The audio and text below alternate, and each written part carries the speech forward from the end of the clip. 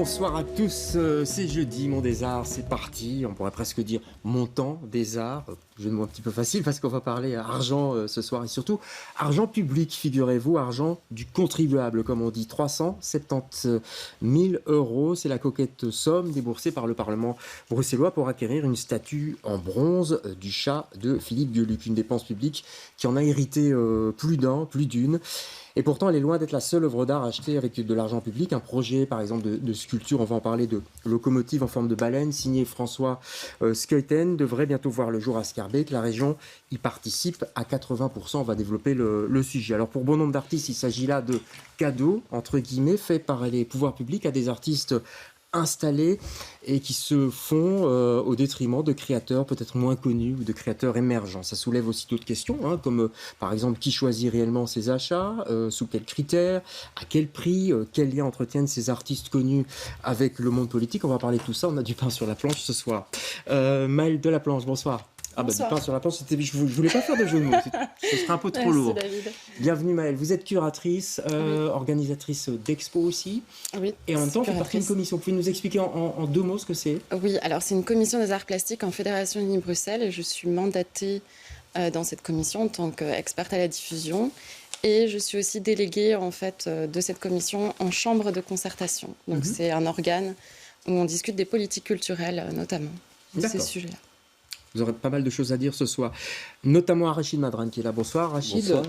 Vous êtes le président du Parlement bruxellois et c'est vous, enfin c'est le bureau qui ont décidé de cet achat, c'est ça? Absolument. Toutes les décisions de ce type se prennent chaque fois en bureau? Oui, le bureau, si vous voulez, c'est l'organe de gestion, le conseil d'administration du Parlement bruxellois, qui gère plein de dossiers, l'engagement de personnel, l'entretien du bâtiment, enfin voilà, tout ce qui fait la vie d'un Parlement. D'accord. Et c'est la majorité qui est, pour que les gens comprennent en deux mots, c'est la majorité politique qui est... Alors, une des spécificités du Parlement bruxellois qu'on a copié ailleurs dans d'autres parlements, notamment en Wallonie, mais pas seulement, c'est que le Parlement bruxellois a cette grande particularité d'être représenté à la fois par la majorité et l'opposition, c'est ça, faut le dire, et par les néerlandophones et les francophones. Ouais. Je pense que c'est important de réaliser donc que ce sont l'ensemble des représentants du Parlement qui décident au quotidien et que par ailleurs, le budget du Parlement, nous étions l'unique Parlement qui est contrôlé par la Cour des comptes. Ouais. C'était une longue présentation, mais fallait faire la mise au point. François Scheuten, bonsoir. Est-ce qu'il faut vous présenter? Vous êtes dessinateur. On connaît tous, enfin tous, oui, je crois qu'on connaît tous vos bandes dessinées. Et là, vous venez nous parler d'une sculpture, Moby Train. Vous êtes très impliqué aussi dans le musée du train à Schaerbeek. Vous êtes très impliqué à Schaerbeek d'ailleurs. Vous aimez bien cette commune, j'ai l'impression, non? Mais oui, j'y suis né. Oui. Mais il y a une erreur. Je ne suis pas seul sur ce projet de sculpture. Il y a Pierre Mater, qui est un vrai sculpteur. Moi, je ne le suis pas. Et puis, il y a une femme qui s'occupe de l'aménagement paysager. Il y a un créateur lumière. Il y a des ingénieurs. Il y a peut-être aussi celui qui a dessiné la locomotive. Donc, on va expliquer tout ça. C'est très collégial, en fait. Ouais. En face de vous, Sandrine Morganté. Bonsoir, Sandrine. Bonsoir. On est ravis de vous avoir aussi sur ce plateau. Ça fait longtemps que je voulais vous inviter. Et ça y est, tant mieux. Vous êtes artiste. Vous avez été conférencière à la Cambre, professeur aussi à la Cambre, artiste plasticienne. Et c'est vous qui étiez à l'origine d'une pétition avec Denis de Ridder. En 2021, une pétition qui demandait à Rudy Verwoerd, le président de la région, l'abandon du projet du musée du chat. Vous nous réexpliquerez peut-être pourquoi. C'est une pétition qui avait rencontré un gros succès tout de même, oui. À l'époque. Oui, vous avez encore le nombre de signatures par cœur Oui, c'est-à-dire que le nombre de signatures a monté très très vite. Actuellement, on est à 6483 signatures, donc même après, un an après, il y a quelques signatures qui s'ajoutent comme ça, mais voilà. Parce que je ne dis pas que la polémique continue, mais enfin, voilà. Qu'est-ce qui a mis le feu aux poudres, par exemple, ces dernières semaines? Nous sommes fin février, début mars. Le Parlement bruxellois, le bureau, s'offre une statue inédite du chat, massive, 2500 kilos, je crois. Je ne sais pas si vous l'avez sous-pesé. Plus d'une tonne, c'est 3 mètres de haut et 2,5 mètres de large. Ouais. Je ne sais pas si vous avez eu l'occasion de voir la magnifique exposition qui a lieu en ce moment au Parc de Bruxelles. Ouais. Mais c'est du bronze, c'est ça? Ça, c'est du bronze. Ouais, voilà. C'est du massif, en effet. C'est massif. Allez, on regarde un reportage, parce que nous, on n'était pas loin aussi. Et c'est le vice-président du Parlement qui intervient. Regardez. Les Premier problème pour ce gros chat coulé dans le bronze. La statue est inaccessible au public. On ne le sait peut-être pas, mais quand nous nous réunissons, le public peut venir voir et peut accéder au jardin quand il sera à nouveau tout à fait refait. Et donc non, c'est une œuvre qui sera accessible aux Bruxellois. Mais le matou fait aussi jaser à cause de son prix. 370 000 € pièce, alors que la région cofinance déjà le futur musée du chat. Là, je ne suis pas juge. Moi, je suis un des artistes belges et selon eux, c'était aussi une façon de soutenir mon projet de musée du chat et du dessin d'humour que je porte depuis quelques années, que je raconte beaucoup et pour lequel je dois trouver 8 millions d'euros. C'est un investissement, hein. Donc c'est une œuvre d'art dont on pourra d'ailleurs voir des exemplaires bientôt au Parc Royal. Hein. C'est une exposition de chats de Gueluc qui fait le tour du monde. Et donc, une de ces œuvres, spécifiquement créée pour le Parlement bruxellois, se trouvera pour les siècles prochains dans notre beau jardin. Bref, pour certains opposants au félin, trop de chats tue le chat et son heureux papa n'a plus besoin d'être soutenu. J'ai commencé à travailler à 19 ans et jamais les pouvoirs publics ne m'ont acheté une œuvre, même pas un petit dessin, même pas une petite sculpture, rien. Et donc, j'ai avancé dans la vie, ça fait 50 ans que je travaille et là, le Parlement, tout à coup, s'enthousiasme pour mon travail. Tant mieux. Argument enfin en faveur du chat version XXL, outre sa fonction culturelle, la statue de Gueluc possède d'autres atouts. Le chat va nous aider à faire la réflexion de ce qui se passe dans un parlement et comment fonctionne la politique. Avec sa thématique sur le débat et la démocratie, le gros matou n'a pas dit son dernier mot. Voilà, à découvrir, j'imagine, bientôt. Dans les jardins, c'est vrai que c'est pas public, alors... Allez, sincèrement, il faut rentrer dans le Parlement pour aller dans ce parc qui est attenant au Parlement. C'est comme un musée, il faut rentrer dans le musée pour aller voir l'œuvre. Le musée n'est pas ouvert 24 heures sur 24. Mais allez, soyons sérieux. En effet, ce n'est pas un parc public, c'est le jardin du Parlement. Et pourquoi ? Parce qu'il faut refaire un petit peu et recontextualiser, si vous me permettez, quelques instants. Vous êtes là pour ça. Il ne s'agit pas de l'achat d'une œuvre de Philippe Gueluc qui existe. C'est une œuvre spécifique, c'est une commande, c'est une œuvre inédite, une œuvre unique que nous avons demandé à M. Gueluc. C'est vous qui lui avez demandé ou c'est lui qui vous a sollicité ? C'est nous qui lui avons demandé, donc c'est une commande du Parlement. Mais avant cela, il y a quelques éléments que je voudrais vous dire. Pourquoi maintenant ? D'abord, ça ne date pas d'hier, ça date de 2021. Vous avez dit au mois de février, c'est en 2021 que... Non, le mois de février, c'est-à-dire les médias l'ont su, quoi. Je veux dire, c'est sorti de la presse. Oui, à un moment donné, il y a un journaliste qui en a parlé. Mais vous devez savoir que nous sommes pour le moment en train de rénover toute une partie du Parlement. Alors, nous avons terminé enfin la rénovation d'une... C'était une ruine, mais une ruine classée, qui est l'ancien relais postal de Bruxelles, qui date de 1770 et quelques. Nous l'avons terminé. Devant, à front de rue du Lombard, il y a le centre d'information et d'accueil du Parlement, qui est en travaux actuellement. On va pas tout décrire, parce qu'on n'aura pas le temps. C'est très important que vous le sachiez. Juste au-dessus, il y a une différence de niveau, il y a un jardin, grand jardin, qui est aujourd'hui sans dessus-dessous, et nous terminons la rénovation. Et donc, nous avons proposé...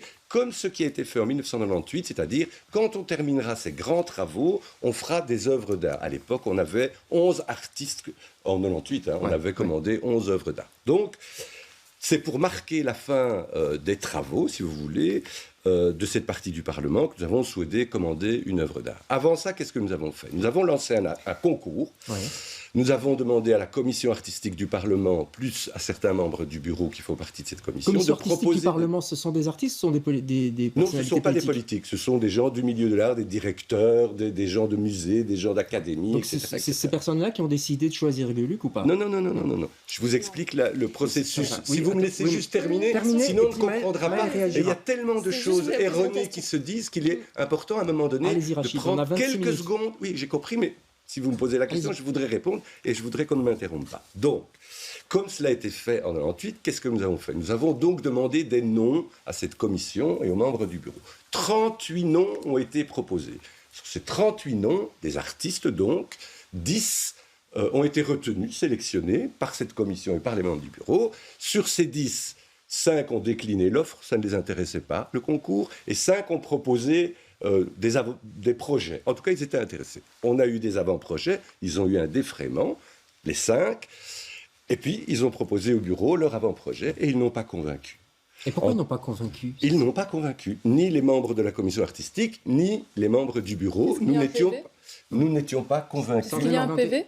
Bien sûr qu'il y a un PV. J'ai fait la demande d'un PV. Mais je sais très bien qu'il y a un PV, madame. Je ne l'ai pas reçu. Attendez, je vais juste terminer, si vous me permettez. Mais le bureau, qui est l'organe de gestion, m'a dit, nous ne sommes pas convaincus. Nous sommes donc en 2021. En 2021, il y a une grande exposition à Paris des œuvres de M. Gueluc. Sur les Champs-Élysées. Sur les Champs-Élysées. Il y en a eu à Genève, il y en a eu à Milan. C'est celle qui est dans le parc pour l'instant. Qui est celle qui est dans le parc de Bruxelles à ce moment-là. Et émerge l'idée de dire, et si on demandait à M. Gueluc, est-ce que ça l'intéressera? On ne sait pas. Est-ce que ce serait possible de réfléchir à une œuvre monumentale qu'on pourrait placer dans ce jardin sur une thématique? Laquelle? La démocratie, la liberté d'expression, la culture du débat. Parce que pour nous, le dessin d'humour est aussi un instrument politique. Et c'est comme ça qu'émerge l'idée. On en discute en bureau et à un moment on se dit il est d'accord, on y va. Lui est d'accord, vous êtes d'accord. C'est parce que s'il n'y avait plus de candidats mal de la planche. J'ai une question. Il n'y a pas de marché public, il n'y a pas une offre qui a été faite. Parce qu'il y a...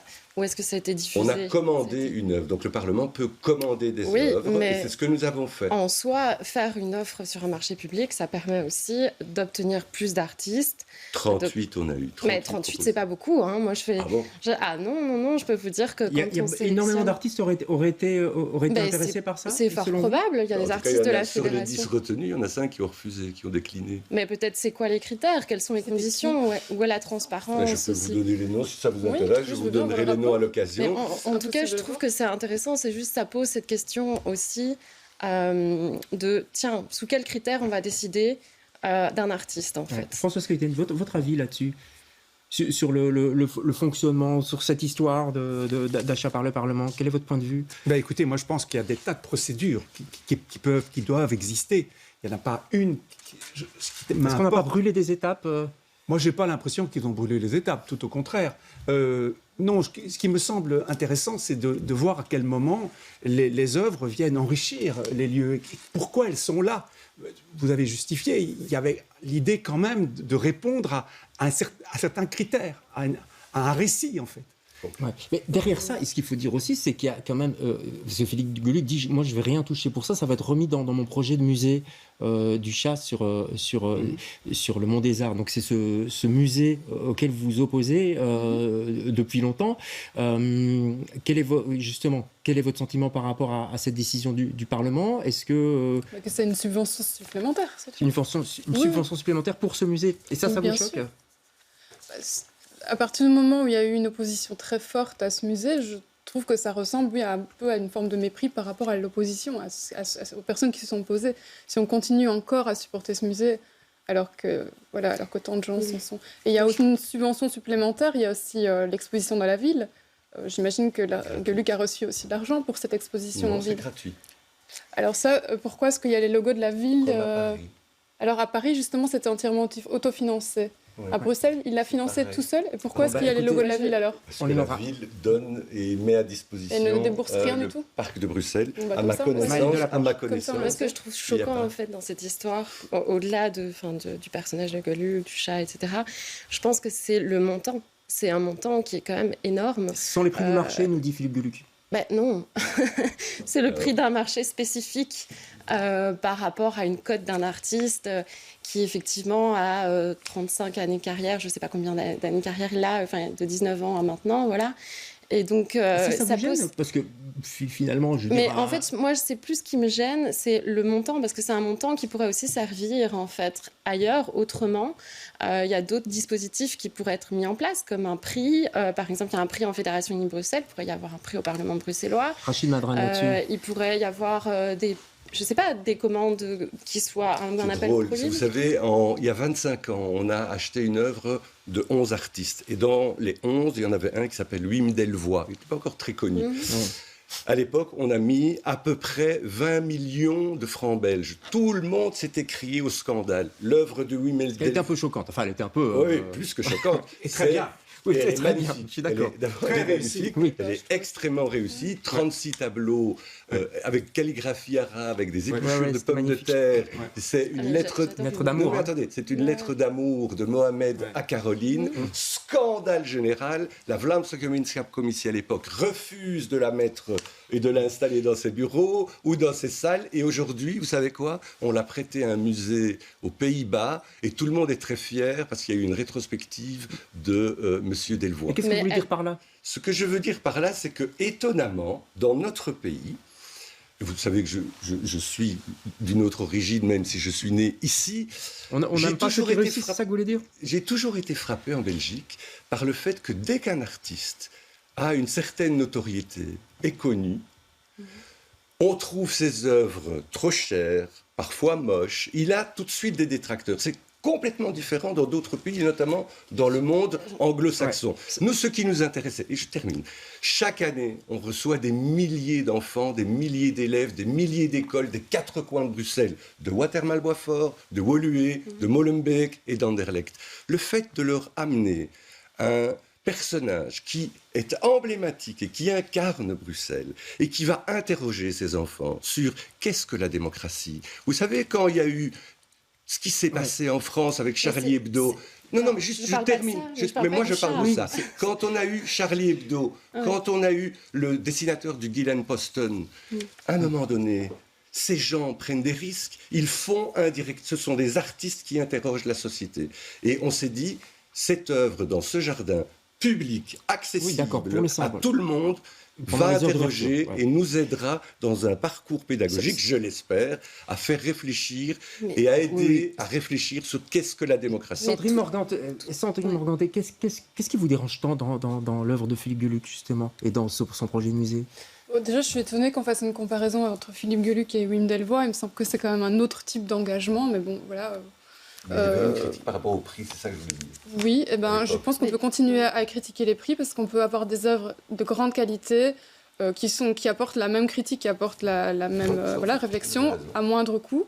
Donc je pense qu'on doit continuer justement à débattre sur ces questions du prix. Oui, ça coûte. C'est compliqué la question du prix, François, parce qu'on va voir quelques images de votre projet. Je crois que c'est pour Schaerbeek, oui, je l'ai dit, Schaerbeek, c'est une des portes d'entrée de Bruxelles. Oui, c'est le pont Van Praat ou avant, suivant le sens. Ça s'appelle Moby Train. Moby Train, on est à côté du canal et on est bien sûr tout proche des deux gares de Schaerbeek. Alors là, le montant, c'est quoi? 250 000 €, 80% à charge de la région. Oui, mais ça englobe donc un ensemble de choses, évidemment, parce qu'il faut restaurer la locomotive auquel on s'est attaché. On avait d'abord travaillé sur une première machine, et là, on allait trop loin parce que c'était trop compliqué, ces machines à vapeur qui étaient en très mauvais état. On a changé, donc ça fait 7 ans qu'on travaille sur ce projet avec Pierre Mater et avec un ensemble, avec des ingénieurs pour étudier ça et pour répondre à beaucoup de critères. J'arriverai sur le prix. Oui. Bien sûr, parler du canal, toute cette extraordinaire rénovation, mise en valeur du canal à Bruxelles. Parler de l'histoire du site aussi, qui est très fort ferroviaire, puisqu'il y a eu cette fameuse ligne Bruxelles-Malines, qui est une des premières lignes au monde qui relie une capitale à une ville. Et bien sûr, il y aura bientôt un tunnel sous-voie entre la gare et le site, et Vilvoorde. Et donc, tout ça, c'est pour dire qu'il y avait un cahier de charge qu'on s'est mis, d'essayer de créer une porte à Bruxelles qui incarne tout ça. On voit ce que ça pourrait donner là, sur des images de synthèse ou d'intelligence artificielle, comme on dit. Pas tout à fait. Il y a beaucoup de créateurs derrière. Est-ce qu'il y a eu un appel d'offres? Est-ce que vous étiez seul sur le coup ou plusieurs Non. On a dit d'office, c'est François Schaerbeek? Non, pas du tout. D'abord, c'est Pierre Mater. Pierre Mater et François Schaerbeek. Et François, et encore bien. Alors, expliquez-nous. Non, en fait, c'est une proposition que nous avons faite à la ville, parce qu'on trouvait, avec le patrimoine historique de la SNCB, on trouvait que c'était intéressant d'incarner le lien avec cet espace, avec ce lieu, et que Bruxelles manque de portes pour qu'on sente qu'on entre dans la ville. Ça vous convient, ça, Maëlle de la Planche, mais oui, parce que ça, c'est une vraie commande publique, en fait. C'est-à-dire que c'est une intégration dans la société. Ça parle effectivement de Bruxelles, ça parle du patrimoine. Enfin, on est sur, en fait, un autre point de vue. L'œuvre l'achat au Parlement, pour moi, c'est comme une galerie qui achète ou un collectionneur qui achète. On n'est pas là, on est dans la ville. Et je crois que l'art a besoin de ça aussi. Et c'est des projets qui sont en fait... ils doivent se développer en fait. Et il y a plein d'artistes qui sont. Il y a plein d'œuvres d'art dans oui, mais il n'y a pas assez de budget. On n'a pas 390 000. Une réaction par rapport au Parlement. Vous travaillez donc pour la communauté française, la Fédération Wallonie-Bruxelles. Si j'ai bien, en tout cas, vous êtes délégué pour la Fédération Wallonie-Bruxelles. Oui. Figurez-vous que dans une autre vie, j'étais ministre de la promotion de Bruxelles.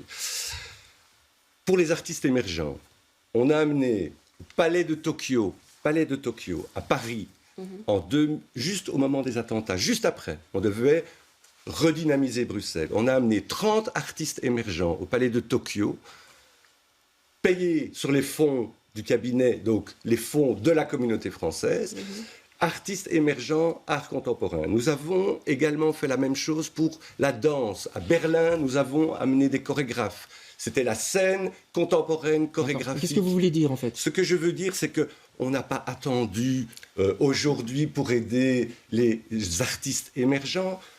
Palais de Tokyo, Paris. Berlin, la danse. Je peux vous ajouter en Italie les arts circassiens. Je peux vous ajouter également à Édimbourg le jazz. Non, mais c'est important parce que juste une chose, je termine ma phrase.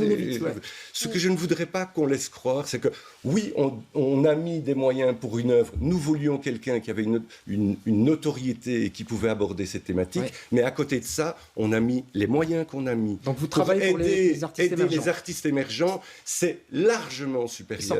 Largement supérieur aux moyens qu'on a mis. Ça vous satisfait, Sandrine Morganté, ça? Voilà. Écoutez, l'argent qui est dédié aux artistes, par exemple, là, puisque avec Gueuluc, on est dans le domaine de la BD, pour comparer, on a 370 000 € qui est donné pour sa sculpture.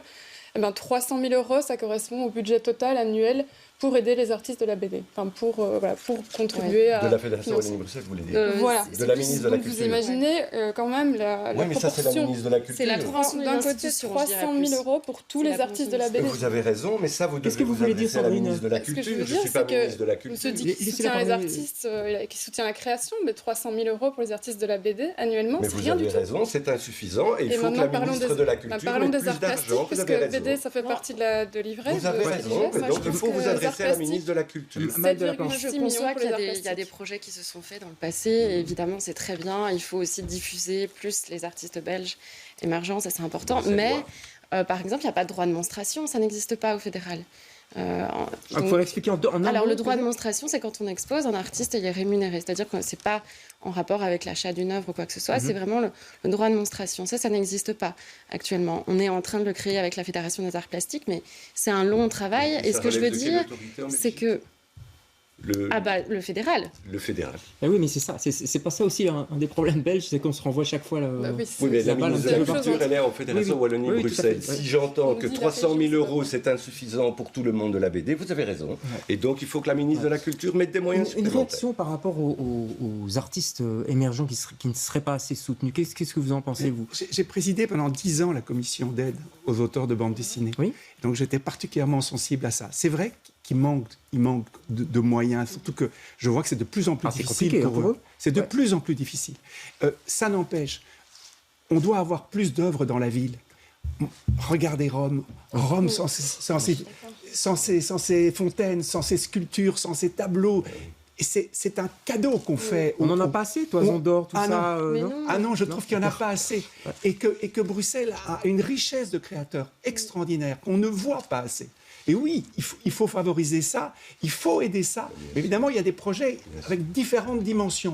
Et c'est un peu injuste sur le coût de la sculpture de Philippe Gueuluc, parce qu'il y a un coût, effectivement, du bronze. Et qui est d'ailleurs en augmentation. Je sais combien ça coûte. Et les artisans.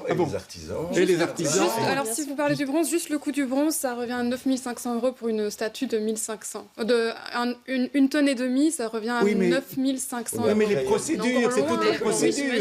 Vous parlez du bronze. Oui, mais non, je parle de la fonderie, des fondeurs, de tout ça. Oui, Mal de la planche. Je rejoins ce que dit Françoise Coquetaine. Je pense que c'est vraiment important. Au jour d'aujourd'hui, on a passé 3 ans quand même difficiles, nous, dans le secteur, clairement. Les musées ont été fermés, les institutions ont été fermées, tout a été fermé. On n'a pas pu exposer. Moi, j'ai travaillé finalement avec des expositions qui ont été raccourcies dans les temps.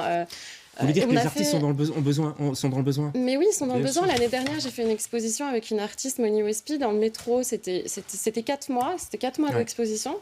Il y avait une partie des financements qui venaient de la région Bruxelles-Capitale, l'autre qui venait d'une institution. Enfin, je crois qu'il y a moyen quand même que le Parlement aussi donne des budgets à ce genre de projet. Pourquoi vous dites qu'on ne peut pas? Les parlements ne peuvent pas soutenir comme ça des secteurs. C'est le rôle de la ministre de la Culture. Mais il ne s'agit pas de soutenir Par contre, j'ai un rêve. Vous savez lequel? J'ai beaucoup été influencé par ce qu'a fait Jacques Lang en France. Je rêve du pourcent. On en est loin. Je rêve du pourcent. Mais alors, on pourrait peut-être. Allez, on doit clôturer. Je veux dire un mot sur le mot populaire. Juste terminer ce rêve, si vous voulez bien. Oui, terminez votre rêve. Je rêve du pourcent culturel. Le pourcent culturel, comme fait la SLRB aujourd'hui. Vous savez que dans chaque projet de la SLRB aujourd'hui, 1% doit être consacré à des œuvres d'art dans l'espace public. On pourrait l'imaginer de soutenir dans tous ces grands projets immobiliers, dans nos villes et dans nos campagnes, et nos municipalités. On est tous d'accord là-dessus. Que Bruxelles devienne aussi un musée à ciel ouvert. Moi, je veux bien dire encore un mot de conclusion, Sandrine. Parce que dans les arguments de Vervoort pour soutenir le musée du chat, c'était la dimension populaire. On nous dit, voilà, il faut réconcilier les milieux, ça va être populaire, ça va faire revenir des gens. Mais moi, je trouve ça un peu hypocrite, cette notion du populaire. Pour moi, Philippe Gueluc ne représente pas l'art populaire. Déjà, l'art populaire, c'est l'art qui vient du peuple, qui vient d'en bas. C'est subjectif quand même. Oui, non, c'est pas subjectif. Il y a des définitions là-dessus, c'est des choses sociologiques. L'art populaire, c'est des choses qui ne revendiquent pas un nom, un auteur. C'est quelque chose qui est créé par de multiples personnes. C'est comme le rap ou une chanson qui tout à coup émerge. Mais s'il y a un Gueluc, s'il y a un Skeuten, et puis s'il y a plein d'autres œuvres comme vous le dites, François Skeuten, dans Bruxelles, tout le monde est content. Non, mais moi, ce que je veux dire, c'est qu'il faudrait justement de l'argent aussi qu'il faut trouver des moyens. Amener le peuple à pouvoir aussi avoir son expression artistique. Déjà, renforcer l'art à l'école, par exemple. C'est quelque chose qui a été supprimé, l'art à l'école. Tout à fait. Mais vaste chantier. Conclusion. Rapidement, le 1% artistique, justement, pour les écoles et l'enseignement. Ça devrait se faire, en fait. Mais bien sûr, et faire en sorte que tous les enfants, quelle que soit leur origine, aient potentiellement accès à la culture. C'est pas le cas aujourd'hui. Vaste chantier. On doit construire un musée d'art moderne aussi, par exemple. Allez, on doit conclure, malheureusement. Vous voyez que c'est un sujet sur lequel on n'a pas fini de parler. Au moins, vous êtes d'accord. Vous irez voir la statue de Philippe Gueluc? Non, j'ai pas besoin. Je l'ai vu partout en photo. C'est une réplique de ce qu'on voit dans ses albums. Non, elle n'existe pas encore, ceci. C'est pas grave. Vous n'irez pas. C'est pas grave, je vous taquine un petit peu. Vous irez voir quand même Moby Train? Oui, j'irai voir. D'accord, allez. Merci à tous les cas d'avoir participé à cette discussion. J'espère qu'on vous a éclairé un petit peu sur ce sujet tendu, vous l'avez remarqué. Nous on se retrouve jeudi prochain avec d'autres invités. Bonsoir.